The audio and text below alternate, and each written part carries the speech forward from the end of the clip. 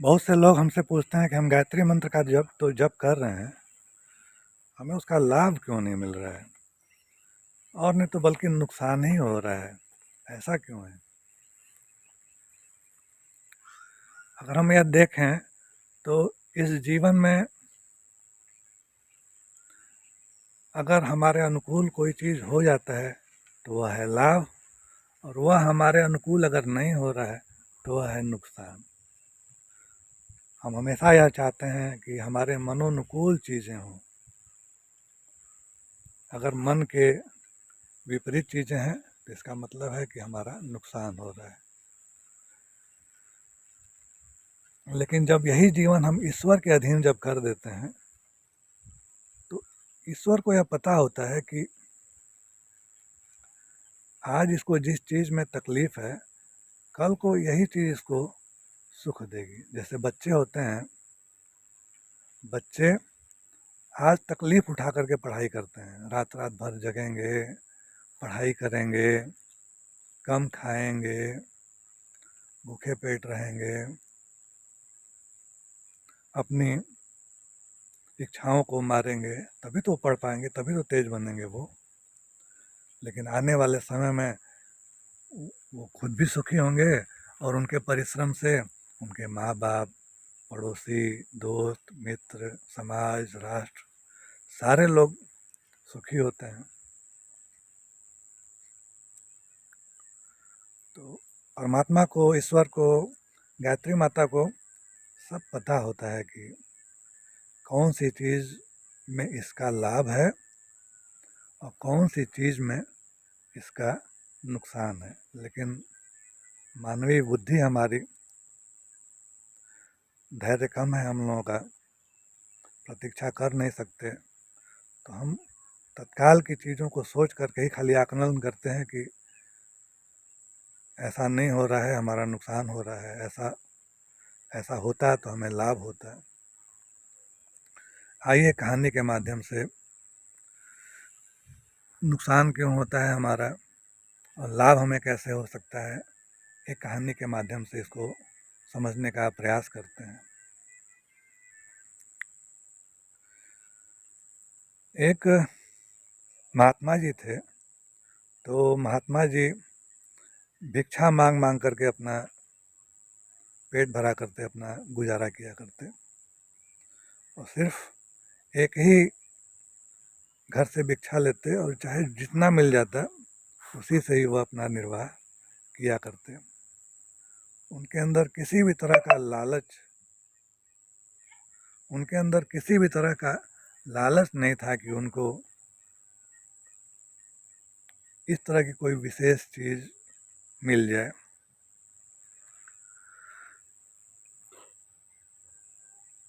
उनका जो यही गुण था, जब वह मांगने के लिए जाते तो लोग उससे बहुत प्रभावित होते और लोग अक्सर यह प्रयास करते कि इनको हम अच्छी से अच्छी चीज़ें देंगे, स्वादिष्ट से स्वादिष्ट, क्योंकि सिर्फ खाने की चीज़ों की ज़रूरत होती, तो लोग अक्सर यह प्रयास करते कि इनको अच्छी से अच्छी चीज़ें हम देंगे। ख्याति फैल गई थी उनकी, लोगों को भी उनको दे करके, उनको खिला के पिला के लोगों को सुकून मिलता है, ऐसा लोगों का विश्वास था। एक बार ऐसे ही भिक्षा मांगने के लिए एक नगर के एक अमीर व्यक्ति के दरवाजे पर चलते चलते वह रुक गए।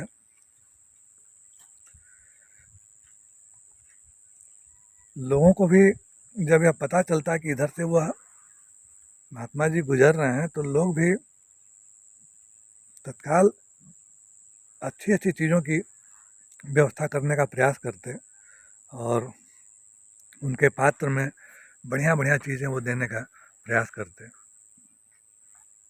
तो एक व्यक्ति के घर पे वह रुके, तो उनके घर में से स्वादिष्ट स्वादिष्ट पकवान, व्यंजन लाया गया और महात्मा जी अपना पात्र आगे बढ़ाए। तो आगे बढ़ाए तो जो घर के जो प्रमुख थे वह उनके पात्र में स्वादिष्ट व्यंजन पकवान डालने ही वाले थे, तब तक उनकी नज़र पड़ी कि उनके बर्तन में तो पहले से गंदगी भरी पड़ी है और उसी गंदगी युक्त बर्तन में गंदगी, ऐसे ही वो महात्मा जी गोबर ओबर, काऊ डंक जिसको बोलते हैं, गोबर की गंदगी वो पहले से उसमें रखे हुए थे और उसी बर्तन में वो अपने लिए भोजन मांग रहे थे। तो जो घर के जो स्वामी थे उनकी निगाह जब पड़ी और यह देखे कि अरे इसमें तो पहले से गंदगी भरी पड़ी है, तो उनसे बोले कि अरे आपके बर्तन में तो महाराज जी गंदगी है। कोई बात नहीं बेटा, गंदगी है तो है, तुम दे दो। अरे नहीं महाराज जी, इतना स्वादिष्ट व्यंजन है, खाना है, भोजन है, और अगर हम इसको इसमें दे देते हैं तो ये हमारा भोजन तो दिया हुआ बदबूदार हो जाएगा। अरे कोई बात नहीं बेटा, खाना हमको है, हम खा लेंगे। नहीं महात्मा जी, नहीं महाराज जी, अगर इसको खाएंगे आप तो असली स्वाद तो आपको मिलेगा नहीं, और ऊपर से यह गंदगी जब आपके पेट में जाएगा तो नुकसान करेगा, आपकी तबीयत खराब हो जाएगी, अनेक तरह के विकार हो जाएंगे आपको। रोज़ आपको खाना है, रोज़ आपको मांगना है, पता चला बीमार होने की वजह से कई दिन आप घर से बाहर नहीं निकल पाए, दवाई लेना पड़ेगा आपको, फिर कोई सेवा करने वाला आपके साथ नहीं है, बड़े कष्ट में हो जाएंगे, बहुत परेशान हो जाएंगे आप। तो बेटा तो हम क्या करें तब? महाराज जी आप दीजिए अपना बर्तन हमको और हम साफ़ करते हैं। अच्छा अच्छा, कोई बात नहीं बेटा, तुम पानी लेते आओ, हम स्वयं ही अपने बर्तन को साफ़ कर लेते हैं। तो गृह स्वामी घर के अंदर से पानी लेकर के आए और महाराज जी, महात्मा जी अपना बर्तन अच्छे से साफ़ किए। अब देखो तो बेटा, अब तो ठीक है ना, अब इसमें गंदगी तो नहीं है ना? नहीं, अब ठीक है, ठीक है, अब दे दो, भोजन दे दो। तो भोजन जो है उनके कमंडल में, उनके बर्तन में डाल दिया गया और इस प्रकार से महात्मा जी भोजन लेकर के जाने लगे।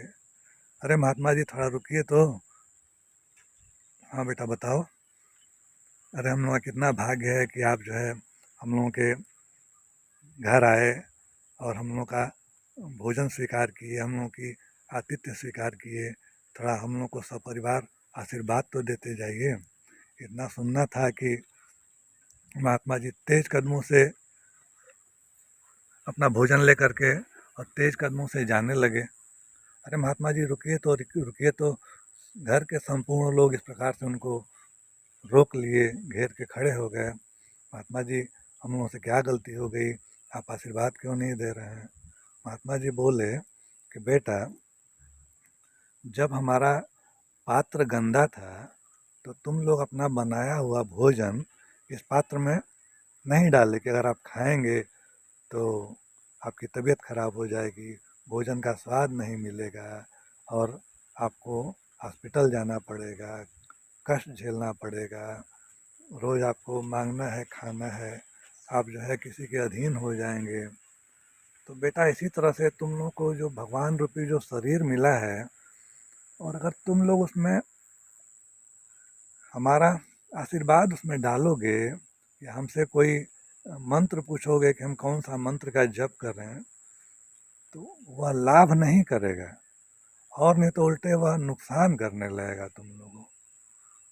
तो महाराज जी हम लोग को क्या करना पड़ेगा? तो बेटा पहले तो जो है अपने शरीर की तुमको सफाई करनी पड़ेगी। यह जो शरीर है, इस शरीर को बाहर से साफ करना पड़ेगा, इस शरीर को भीतर से साफ करना पड़ेगा। शरीर के भीतर जो मन है उसकी सफाई करनी पड़ेगी, जो बुद्धि है उसकी सफाई करनी पड़ेगी। इस तरह से जब साफ सुथरे हो जाओगे तभी हमारा जो तुम आशीर्वाद लोगे और तभी वह फायदा करेगा और उस आशीर्वाद का और मंत्रों का जो ताकत है, जो शक्ति है, वह तुम्हारे भीतर कार्य करेगी। नहीं तो वैसे ही है, कभी यह कष्ट, कभी वह कष्ट, कभी ये परेशानी, कभी यह नुकसान, यही सब होता रहेगा। तो इस प्रकार से पाले। तो इस दुनिया का कोई भी मंत्र हो, वह तभी कार्य करता है जब हम अपनी सफाई करें। और एक चीज़ तो हमारा लेकिन अनुभव है, हम यह महसूस किए हैं,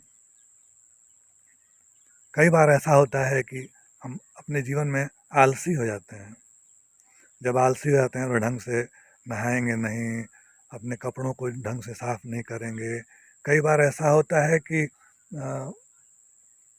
आजकल तो संचार का युग है, हाथ में मोबाइल है, अचानक से गंदे दृश्य दिखाई पड़ने लगते हैं तो मन जो है अम, अम, मन जो है गंदगी के वशीभूत होने लगता है। तो इस प्रकार से एक अलग तरह का जो है वातावरण बनने लगता है। लेकिन अगर गायत्री मंत्र का जप होता रहता है तो फिर से सफाई शुरू हो जाती है और गंदगी दूर होने लगती है, ऐसा हम महसूस किए हैं। और गायत्री मंत्र का जप करने से ऐसा होता है कि फिर से बाहरी सफाई, भीतरी सफाई फिर से। भाई गंदगी है ना, जैसे खेत है तो खेत की अगर खेत को यह सोचे कि एक बार हम साफ कर दिए तो साफ रहेगा, तो ऐसा नहीं है। खेत को एक बार हम साफ कर दिए तो फिर से उसमें घास उग जाएगा, जंगली ज़रूरतमंद चीज़ों के साथ साथ जंगली घास भी उग जाते हैं, गैर ज़रूरत चीज़ें भी उसमें उग जाती हैं। तो इसी प्रकार से जब हम गायत्री मंत्र का जब निरंतर जब जप करते रहते हैं तो भीतर जो भी गंदगियाँ अपनी आती हैं वह निकलती रहती हैं, निकलती रहती हैं। गंदगियाँ तो आएंगी भाई, समाज में है, इसी वातावरण में है, तो कहाँ गंदगी आएंगी, लेकिन गंदगियाँ वो साफ होती रहती हैं। तो अक्सर लोग पूछते हैं कि साधना हम कर रहे हैं, गायत्री मंत्र का जप कर रहे हैं, लाभ क्यों नहीं हो रहा है? लाभ इसीलिए नहीं हो रहा है कि अभी गंदगी ज़्यादा है। आप जप करते रहिए, जप करते रहिए, जप जप करिए। कितना करें? कम से कम एक गायत्री मंत्र का जप करिए रोज, और अधिक से अधिक आपके सामर्थ्य में जितना हो उतना जप करिए। 108 जप करिए, 108 में एक माला का जप होता है। आने वाले वीडियो हम शीघ्र ही बताएंगे कि हमको गायत्री मंत्र का जप किस प्रकार से करना चाहिए कि हमको ज़्यादा फायदा मिले। बहुत बहुत धन्यवाद आपको।